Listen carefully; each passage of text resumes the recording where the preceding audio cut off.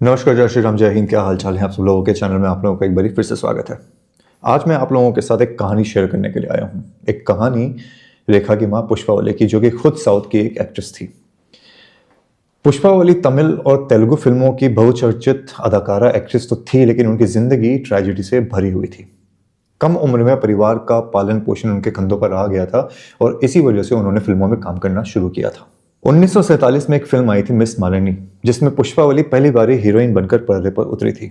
और इसी फिल्म में इनकी मुलाकात हुई थी एक ऐसे इंसान के साथ जिसकी वजह से इनकी जिंदगी पूरी तरीके से बदलने वाली थी। जी हाँ, उस इंसान का नाम था जेमिनी गणेशन। पुष्पावली और जेमिनी गणेशन की जो ऑन स्क्रीन केमिस्ट्री इस फिल्म से शुरू हुई थी, वो ऑफ स्क्रीन केमिस्ट्री में बहुत जल्दी बदल जाती है।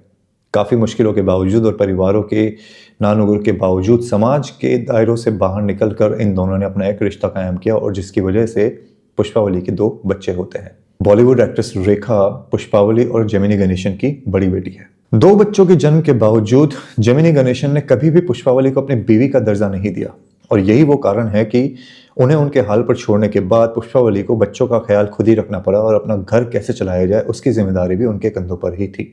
यही वो कारण था कि जब कठिनाइयां जिंदगी में बढ़ने लगी तो कम उम्र में इन्हें अपनी बेटी को भी फिल्मों में उतारना पड़ा। और रेखा ने अपना बॉलीवुड डेब्यू किया था सिर्फ 14 वर्ष की उम्र में। इस वीडियो में हम पुष्पावली की जिंदगी के बारे में जानने की कोशिश करेंगे, और जानने की कोशिश करेंगे कि किस तरीके से एक इंसान एक महिला को धोखा देता है, और ये महिला हार मानने की बजाय अपनी जिंदगी में स्ट्रगल करते हुए आगे बढ़ने की कोशिश करती है। कितनी सफल हो पाती है, कितनी सफल नहीं हो पाई थी, इस बात का आकलन आप अपने कमेंट के रूप में देना जब आप इस वीडियो को देख लोगे। आइए जानने की कोशिश करते हैं पुष्पावली की जिंदगी और किस तरीके से उनकी स्ट्रगल इवेंचुअली रेखा की जिंदगी को प्रभावित करती है। This video is all about the tragic life of Pushpavali.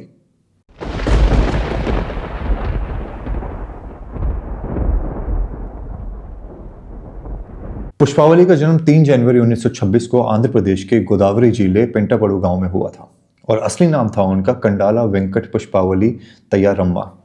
I hope मैंने ये नाम सही से प्रोनाउंस किया, और अगर मेरे प्रोनाउंसिएशन में कोई मिस्टेक हुई है तो उसके लिए क्षमा चाहता हूँ आप लोगों से, क्योंकि साउथ इंडियन नेम हम नॉर्थ इंडियन ज़्यादा रेगुलरली लेते नहीं हैं, तो वो प्रोनाउंसिएशन मिस्टेक हो सकती है। पुष्पावली के करियर की शुरुआत हुई थी एज अ चाइल्ड आर्टिस्ट। एक फिल्म संपूर्ण रामायणम में उन्होंने 10 वर्ष की उम्र में सीता के बचपन का रोल किया था। 3 दिन के इस रोल के लिए इन्हें 300 रुपये दिए गए थे, जो कि उस समय एक बहुत बड़ी रकम मानी जाती थी।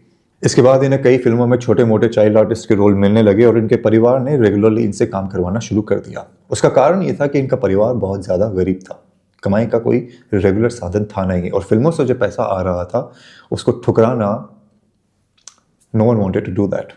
तो कम उम्र में ही स्कूल जाने के बजाय पुष्पावली अपने कंधों पर अपने परिवार का बोझ उठा रही थी।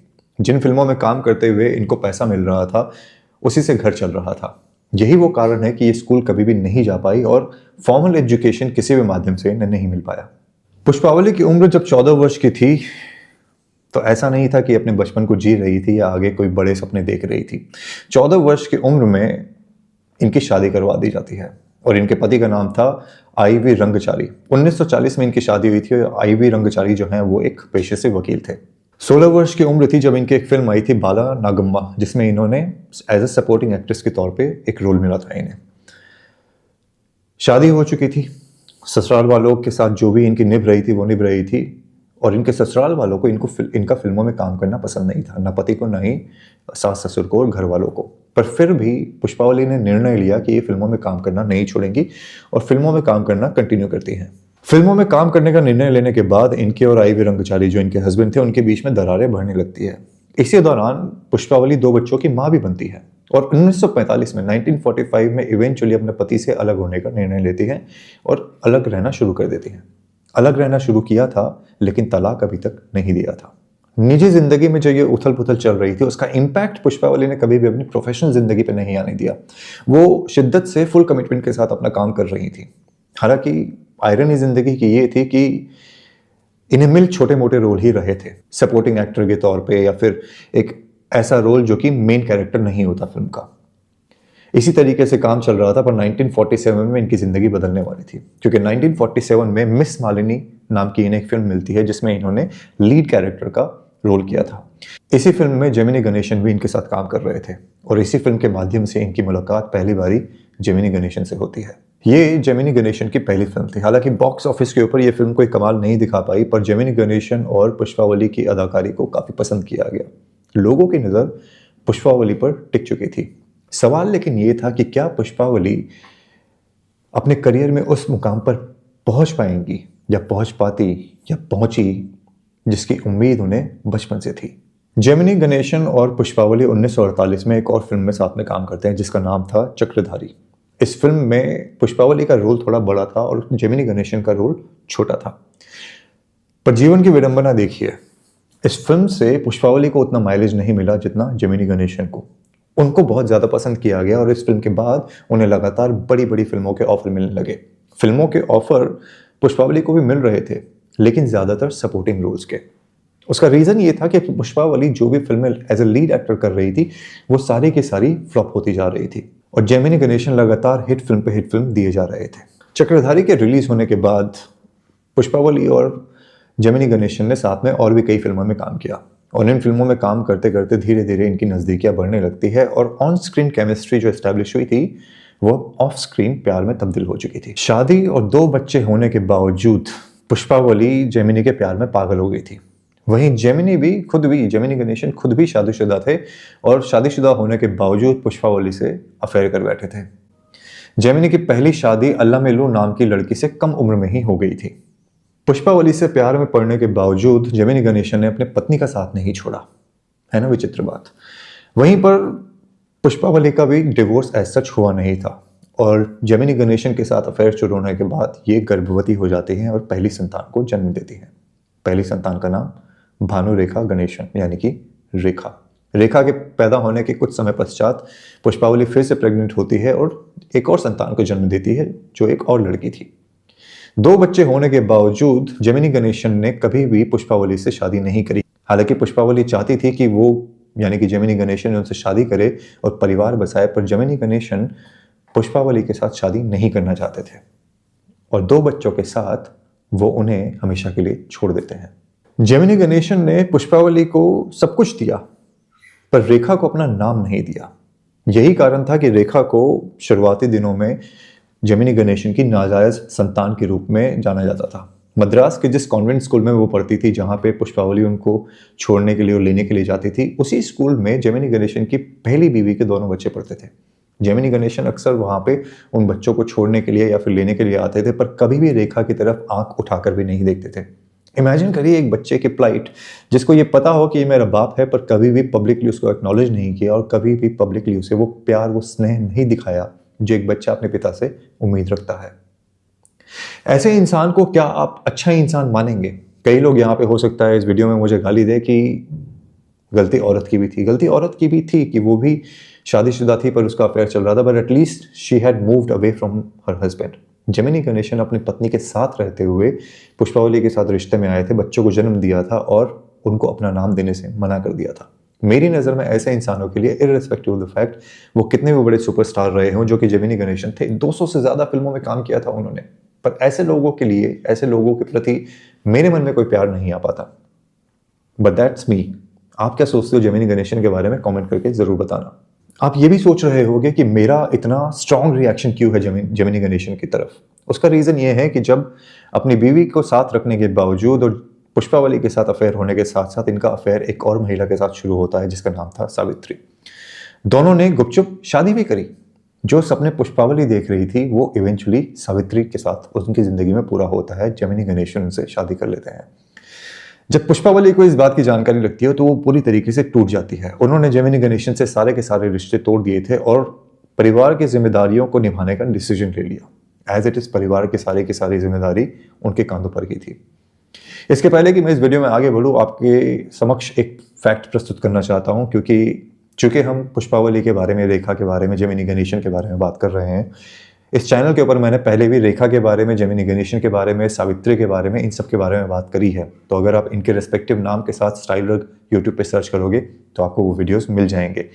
इतनी मेहनत अगर नहीं करना चाहते तो डिस्क्रिप्शन बॉक्स में उन वीडियोस के लिंक दिए हुए हैं। You can check the description box. वहाँ पे सावित्री के बारे में, जेमिनी गणेशन के बारे में और रेखा के बारे में अलग अलग वीडियोस बनाए हुए हैं, जहाँ पे इनकी ज़िंदगी को विस्तृत तरीके से मैंने आपके सामने एनालाइज करके प्रस्तुत करने की कोशिश करी है।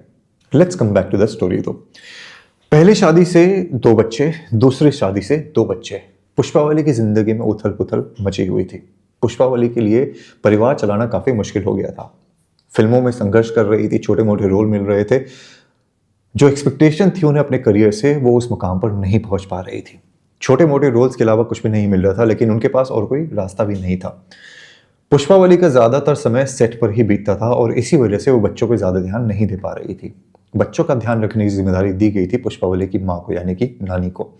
पुष्पावली जब सेट्स पे होती थी, फिल्मों के लिए ट्रैवल कर रही होती थी, तो नानी ही इन बच्चों का ख्याल रखा करती थी। समय धीरे धीरे बीतता जा रहा था और पुष्पावली के करियर का ग्राफ जो डाउनफॉल पे चल रहा था, उसका इम्पैक्ट फैमिली के ऊपर आने लगा था। दोनों बेटियों की परवरिश और परिवार की जिम्मेदारियां पुष्पावली के लिए कुछ ज्यादा ही साबित हो रही थी। पैसे पैसे के लिए मोहताज होने लगी थी, कर्जा बढ़ता जा रहा था। रास्ता सिर्फ एक था, रास्ता था कि इवेंचुअली अपनी बेटी को भी एक्टिंग करवाई जाए। 14 वर्ष की उम्र में रेखा से एक्टिंग करवाना शुरू किया जाता है। रेखा ने अपने काफ़ी इंटरव्यूज में इस बात के बारे में पुष्टि करी है और अपनी माँ के बारे में बात करते हुए उन्होंने इस बात को शेयर किया है कि she never wanted to be an actress. तो जब उनकी माँ के द्वारा ये कहा गया कि घर में पैसे की तंगी है और परिवार का बोझ हमें मिलजुल कर उठाना होगा, शी अग्रीड। कई लोग यहाँ पे महिलाओं को जज भी कर लेते हैं कि अपनी बेटी से काम करवाने लगी थी, कैसी माँ है। पर कम से कम मेहनत का पैसा आ रहा था, कोई बुरा काम करके नहीं।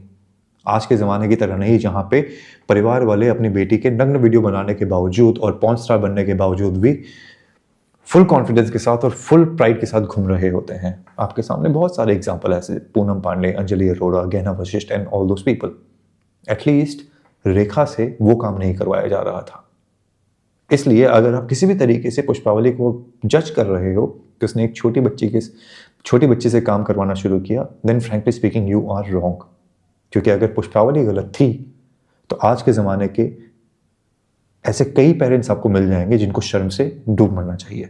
हालांकि रेखा भी फिल्मों में काम कर रही थी, पुष्पावली ने भी फिर भी काम करना चालू रखा था। और काम करते करते इसी दौरान उनकी मुलाकात होती है मद्रास के एक सिनेमाटोग्राफर जिनका नाम के प्रकाश था। के प्रकाश से इनकी मुलाकात होती है, प्यार होता है, शादी होती है और शादी के बाद ये अपना नाम बदल के पुष्पावली रख लेती हैं। शादी के बाद पुष्पावली फिर से 2 बच्चों की मां बनती है। इस तरह 2 शादियां और एक अफेयर के बाद 6 बच्चों को जन्म दिया गया था। 2 बच्चे बाबजी और रामा आईवी रंगचारी के थे। रेखा और राधा जेमिनी गणेशन और पुष्पावली की संतान थी, जबकि शेषु और धनलक्ष्मी को पुष्पावती ने के प्रकाश के साथ शादी के बाद जन्म दिया। 1969 में एक फिल्म आई थी बंगारू पंजालम। ये पुष्पावली की जिंदगी की आखिरी फिल्म थी। इस फिल्म को करने के बाद इन्होंने हमेशा के लिए फिल्म इंडस्ट्री को अलविदा कह दिया और उसके बाद किसी भी फिल्म में काम नहीं किया। रेखा ने कई बार अपने इंटरव्यूज में जब अपनी माँ के बारे में बात करी है तो उसको देवी का दर्जा दिया है और ये कहा है कि मेरी माँ ने मुझे हमेशा मौलिकता सिखाई और हमेशा ये कहा कि जो दिल करना चाहे वही करो। समाज या लोग क्या कहते हैं उसके बारे में कभी भी मत सोचना। अपनी आंखों की चमक को कभी भी कम मत होने देना और अपनी खुशियों को किसी के ऊपर भी निर्भर मत होने देना। अब आ जाते हैं इस वीडियो में आपसे एक उस सवाल के ऊपर। सवाल ये कि हमारी सोसाइटी के अंदर ये चीज़ कितनी सही है कि कोई इंसान अफेयर, शादी, बच्चे अलग अलग तरीके से करे। ये एक कॉम्प्लिकेटेड स्टोरी थी, बट मेरे ख्याल में पुष्पावली का यहाँ पे रोल गलत नहीं कहा जा सकता किसी भी तरीके से। पहली शादी के पश्चात अलग होने के बाद उनका अफेयर जेमिनी गणेशन के साथ शुरू हुआ और जब वो खत्म हो गया तब उन्होंने फिर के प्रकाश से शादी करी थी। तो पुष्पावली को यहाँ पे कोई भी गलत नहीं ठहरा सकता। जेमिनी गणेशन, जैसे कि वीडियो के बीच में मैंने आपसे कहा, एक not so likeable character according to me. बीवी होने के बावजूद अफेयर चलाया और जिस महिला के साथ 2 बच्चे पैदा किए उसे छोड़कर फिर सावित्री से अफेयर चला के उससे शादी करी। ऐसे इंसान के प्रति स्नेह दिखा पाना थोड़ा मुश्किल हो पाता है।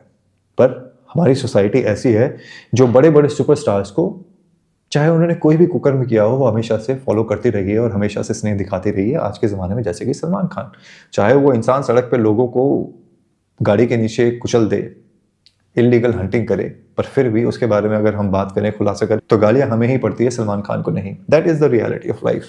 आप क्या सोचते हो जेमिनी गणेशन के बारे में, पुष्पावली के बारे में और रेखा के बारे में? इन तीनों की ऐसी कौन सी फिल्में या गाने हैं जो आपके जहन में आते हैं जब आप इनका नाम सुनते हो? ये वीडियो ज़्यादा लंबा नहीं था, पर आई होप कि एक माँ के बारे में, जो मेरा उद्देश्य था एक माँ के बारे में बात करने का, that is the reason why I made this video. तो अगर आपको ये वीडियो अच्छा लगा हो तो चैनल को सब्सक्राइब जरूर करना, वीडियो को शेयर जरूर करना। डिस्क्रिप्शन बॉक्स में मेंबर बनने का लिंक है, मेंबर अगर चैनल के ज़्यादा होते हैं तो चैनल को ग्रो करने में हेल्प मिलती है। डिस्क्रिप्शन बॉक्स में उस लिंक पर जाके आप चैनल का मेंबर बन सकते हो। It's a very nominal amount. पर सबसे इंपॉर्टेंट तो ये है कि अगर आप वीडियो देखते हो तो लाइक ज़रूर करें और कमेंट ज़रूर करें। जितनी ज़्यादा एंगेजमेंट होगी वीडियो उतना ज़्यादा रिकमेंडेशन में जाएगा। बाकी मर्जी आपकी है। अगले वीडियो में आपसे जल्द मुलाकात होगी। आज समय देने के लिए धन्यवाद। जय श्री राम, हर हर महादेव। ध्यान रखना।